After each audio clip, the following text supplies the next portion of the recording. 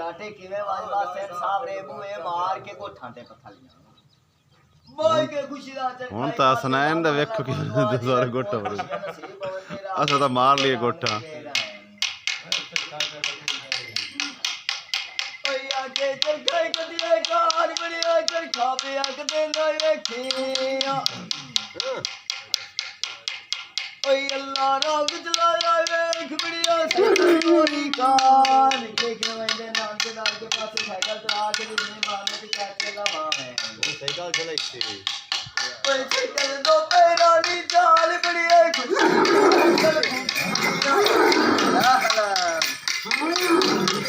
ओए अल्लाह रंग चलाया वेख बड़िया खुशी दी सुंदर खेलिया